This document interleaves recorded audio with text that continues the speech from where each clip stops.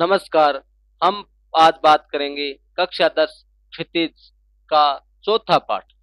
लिखने वाले हैं कवि देव। कवि देव का जीवन परिचय।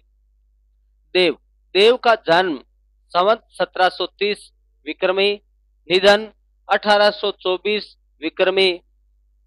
यानी इस संवत से यदि हमें ईस्वी सन बनाना है तो 57 घटा लेते हैं। जीवन परिचय। रीतिकाल काव्य परंपरा में विशिष्ट स्थान रखने वाले कवि देव का जन्म विक्रम संवत 1730 विक्रमी में हुआ।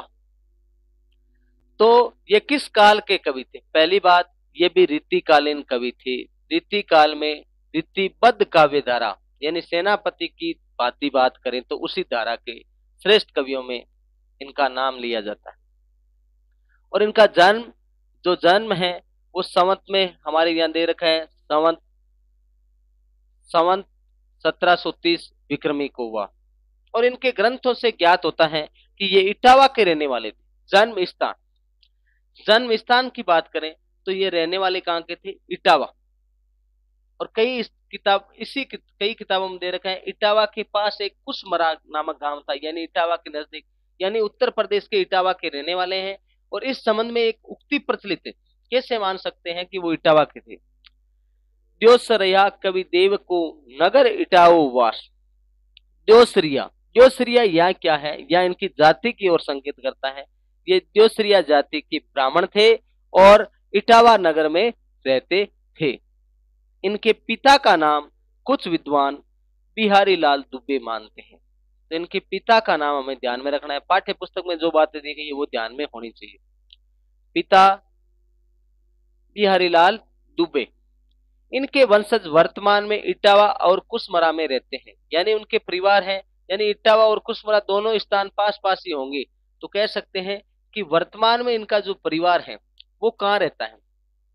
इटावा और कुशमरा दोनों जो स्थान है वर्तमान में इटावा और कुशमरा यानी दोनों पास पास में वहां रहते हैं।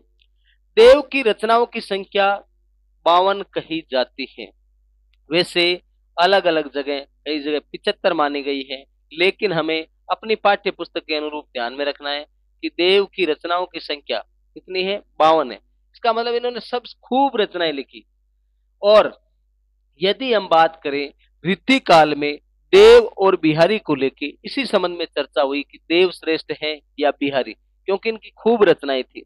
लेकिन कई विद्वान मानते हैं कि इन्होंने एक ही रचना को बार बार के तोड़ मरोड़ के लिखा था, इस वजह से इनकी रचनाएं ज्यादा हैं। लेकिन किंतु इनकी प्रमुख और प्राप्त रचनाओं की बात करें, प्रमुख जो प्राप्त रचनाएं हैं जिनको हमें विशेष रूप से ध्यान में रखना है, भाव विलास। तो ये जो भाव विलास रचना है, एक हो गई भाव विलास, दूसरी हमारे सामने भवानी विलास। भवानी विलास रचना इन्होंने भवानी दत्त के आश्रय में लिखी थी। तो ये चीजें ध्यान में रखनी है। भवानी विलास यानी भवानी सिंह के आश्रय में लिखी थी। और ये जो भाव विलास रचना है इसकी यदि हम बात करें तो इनकी दो रचनाएं, एक तो भाव विलास हो गई और एक हो गई अष्टयाम। अष्टयाम और भाव विलास दोनों रचना इन्होंने औरंगजेब के पुत्र आजम शाह के आश्रय में लिखी थी। अष्टयाम और भाव विलास किसके आश्रय में लिखी थी? औरंगजेब का लड़का था आजम शाह, उनके आश्रय में।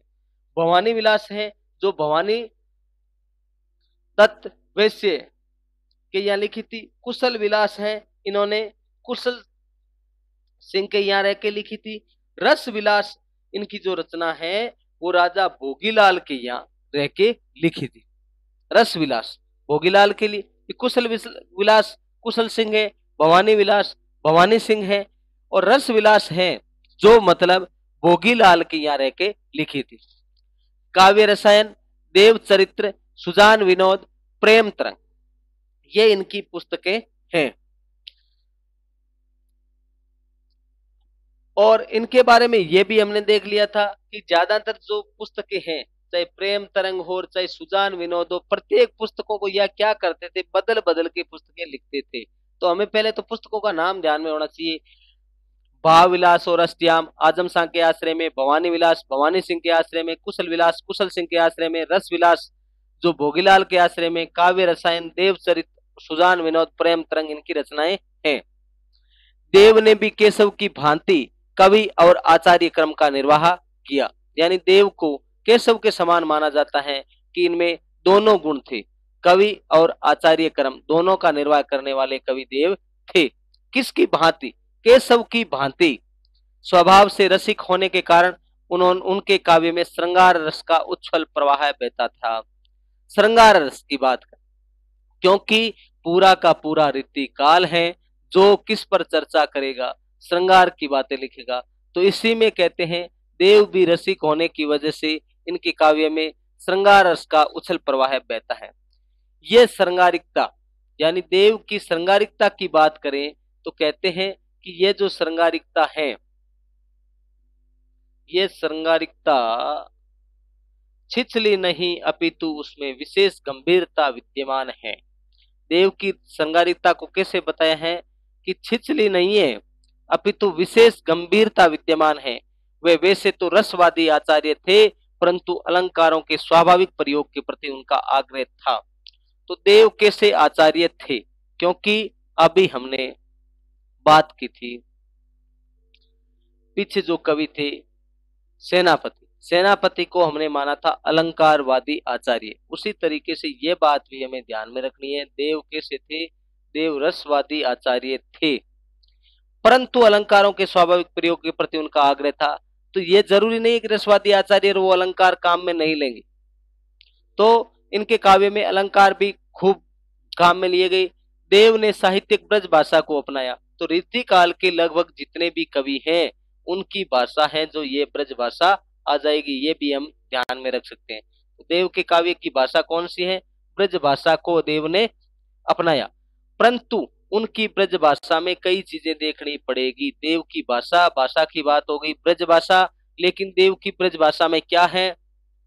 संस्कृत, प्राकृत, अपभ्रंश, फारसी और उत्तर भारत की अन्य बोलियों के शब्दों का स्वतंत्रता से प्रयोग देखने को मिलता है। देव की ब्रज भाषा में किस किस भाषा के शब्द देखने को मिलेंगे? संस्कृत, प्राकृत, अपभ्रंश, फारसी, उत्तर भारत की बोलियां।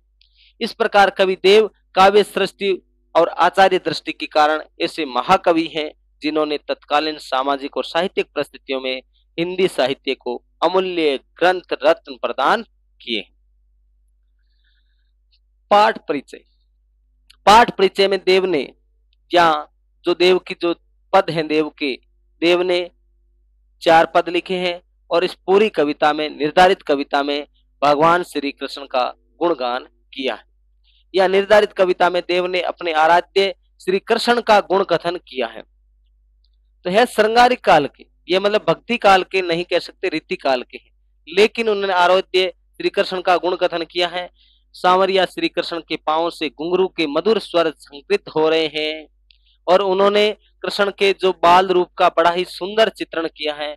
उस सुंदर चित्रण के माध्यम से वो बता रहे हैं कि सांवरिया श्री कृष्ण के पांव में घुंघरू स्वर झंकृत हो रहे हैं। वे पीत वसन में सुहावने, पीले वस्त्रों में कैसे लग रहे हैं? बड़े ही सुहावने लग रहे हैं। तो इसमें भगवान श्री कृष्ण के बाल रूप का जो चित्रण है और इसमें बच्चे का जो रूप है, उसमें भगवान श्री कृष्ण मतलब किस तरीके से दिख रहे हैं, कैसे पैरों से ध्वनि आ रही है, ये सारी बातें इनके काव्य में देखने को मिलती हैं। वे पीत वसन के सुहाने लग रहे हैं, माथे पर मोर मुकुट है, नयन चंचल हैं, मंद हंसी चेहरे पर शोभायमान है। कृष्ण के लोक प्रचलित स्वरूप को कवि ने अभिधा में समग्रता से उपस्थित कर दिया है। यानी पूरे पाठ में कृष्ण के बाल रूप को इन्होंने एक शब्द शक्ति के माध्यम से लिखा है। वो शब्द शक्ति है अभिधा शब्द शक्ति काम में लेते हुए। यानी कहा गया है कि पूरे पाठ में इन्होंने अभिधा में समग्रता से उपस्थित किया है। कवि ने अभिधा में समग्रता से उपस्थित कर दिया है। देव को पेचीले मज मून की बुनावट में निपुणता हासिल की। दूसरे पद्य में उन्होंने मौलिकता पूर्वक कृष्ण के जादुई सूरत में गोपिकाओं के विवश समर्पण का वर्णन किया है। तो यह पहला पद है। पहले पद में इन्होंने क्या किया है? श्री कृष्ण के बारे में, मतलब बाल रूप में वो कैसे कपड़े पहनते थे, क्या कुछ करते थे, किस तरीके से हंसते थे, ये सारी मतलब साधारण शब्दों में।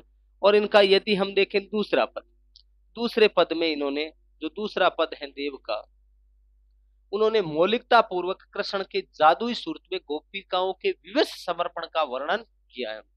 कि दूसरा जो पद है इसमें भगवान कृष्ण के कैसे रूप को दिखाया गया है, जादुई सूरत। और जो इनका तीसरा पद है, तीसरा पद हमारी पाठ्य पुस्तक में दे रखा है, तीसरा पद, तीसरे पद में स्मृति व स्वप्न की कविता का संगम है। तीसरे पद में क्या दिखाया गया है, गोपियों को जो याद आ रही है, स्मृति एवं स्वप्न, जो बीच में स्वप्न चल रहा है उसकी सारी बात है जो तीसरे पद में दिखाई गई है। नायिका का स्वप्न संसार उसके जागते ही खो जाता है। जैसे ही नायिका स्वप्न से जाग जाती है तो वो सपने का संसार चला जाता है। स्वप्न में सुखद मिलन और जागरण में जुदाई। पूरे पाठ इस तीसरे पद्य में क्या है, स्वप्न में तो सुखद मिलन है और जैसे ही स्वप्न टूट जाता है तो जागरण में जुदाई। ये विडंबना ही कविता की मौलिकता और खूबसूरती है। तो ऐसे करके ये जो देव के पद हैं, तीनों के तीनों पद ही बड़े ही शानदार दिए गए।